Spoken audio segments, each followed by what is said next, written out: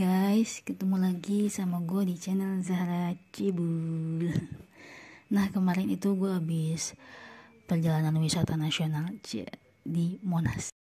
Kenapa gue milih Monas? Karena Monas adalah lambang daripada perjuangan negara Indonesia. Jadi Monas itu dibangun karena untuk mengenang sejarah perjalanan Indonesia sampai merdeka.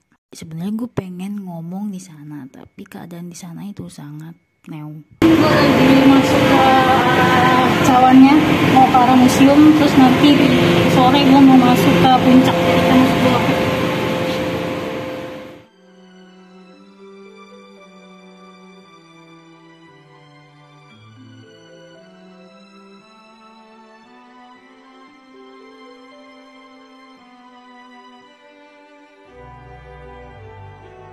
Dari pintu masuk, terus sekarang tuh pakai namanya Jack card. Jadi nanti di sini ada saldonya, terus lu bisa masuk ke museum atau ke cawan itu yang cawan itu sama ke puncaknya. Ada tiket. Jadi sekarang kita mau ke museum dulu guys. Yuk. Menurut artikel yang gue baca, Monas itu dirancang dari tahun 1954 setelah kemerdekaan. Arsitek daripada Monumen Nasional ada Sudarsono, Frederick Silaban, dan I.R. Ruseno. Monas kemudian diresmikan dan dibuka untuk umum pada tahun 1975. Dulu itu sebenarnya ada pembentukan Panitia Tugu Nasional yang dibentuk oleh Insinyur Soekarno, tapi karena rancangan mereka dan pembentukan gambar Tugu Nasional tidak sesuai oleh kriteria, jadi akhirnya Soekarno menugaskan Sudarsono, seorang arsitek pada zaman itu, dan juga Frederick Silaban untuk menggambar rancangan Tugu Monas. Keduanya memutuskan untuk menggambar sendiri-sendiri, kemudian hasil gambarnya dipilih oleh Soekarno, yaitu punya Bapak Sudarsono.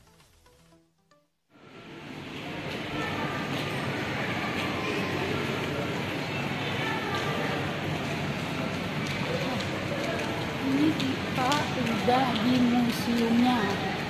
Kalau lu udah pernah kesini ya dulu pasti lu pernah lihat ini museum sama kayak dulu. Tapi cuman cara masuknya aja agak beda. Lebih teratur masuknya.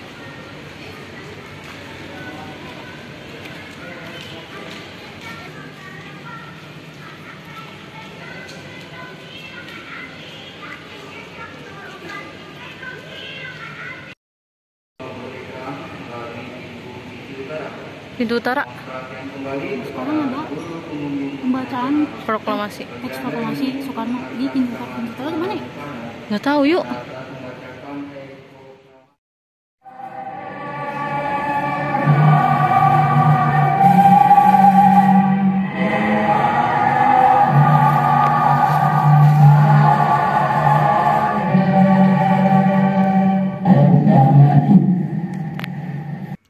Banyak tempat-tempat yang menggambarkan tentang sejarah proklamasi, terus adat-adat di Indonesia, dan juga berbagai kegiatan-kegiatan yang dilakukan oleh bangsa Indonesia dari sebelum perjuangan sampai setelah merdeka. Gue itu kemarin baru tahu di Monas itu ada ruang kemerdekaan ya guys, dan hari itu gue dapet mendengarkan pembacaan teks proklamasi dan juga melihat teks proklamasi yang sudah difotokopi setelah diketik oleh Sayuti Milik. Jadi yang aslinya itu diarsipin, dan itu adalah fotokopi yang telah diketik oleh Sayuti Milik. Dan ini dilindungi oleh ukiran kepala barong. Terbuatnya dari perunggu dilapis emas. Pintu gapura ini terbuatnya dari perunggu dengan berat 4 ton atau 4.000 kg. Ya. Ada 2 mata, 1 hidung, sedikit kumis, dan mulut yang terbuka lebar.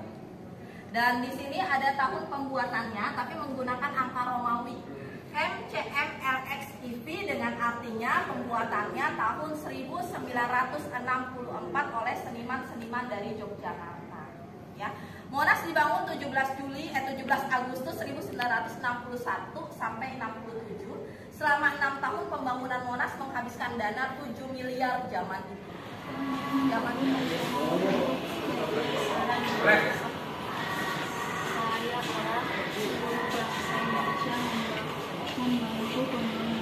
Tugu Nasional.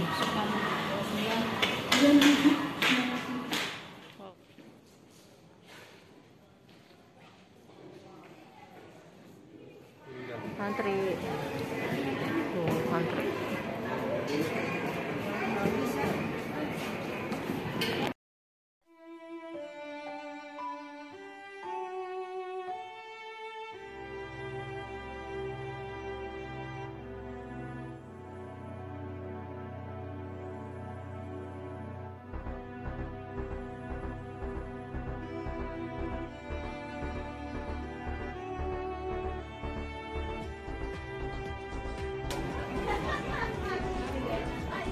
Melihat penampakan apakah? Oh, kayak buram. Jadi 20.000 ya? Sama kartunya?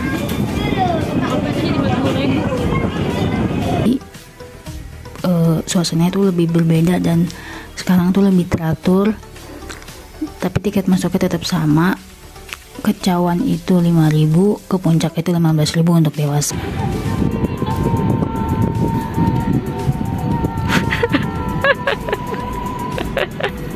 Lu kayak gitu aja nggak? Gue foto. Enggak, lu kayak gitu aja coba. Bentuk tugu yang menjulang tinggi dengan pelataran cawan yang luas mendatar merupakan representasi dari lingga dan yoni. Lingga dan yoni itu adalah ajaran Hindu. Penyatuan lingga dan yoni yang menghasilkan kekuatan tertinggi. Selain itu, lingga dan yoni melambangkan kekhasan Indonesia, di mana lingga menyerupai alu dan yoni menyerupai wadah yang merupakan lumpang.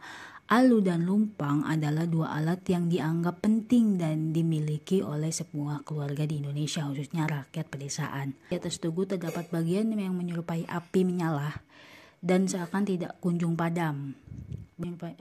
Hal ini melambangkan kelandaian semangat bangsa Indonesia yang tidak pernah surut berjuang sepanjang masa. Setelah rancangan disetujui, proses pembangunan Tugu Monas dilakukan melalui 3 tahap. Pertama di tahun 1961 sampai 1965, kedua 1966 sampai 1968, ketiga itu 1969 sampai 1976.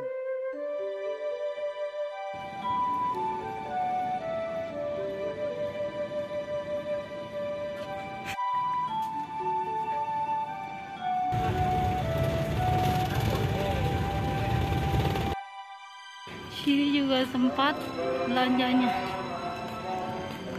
sampai di belakang sana.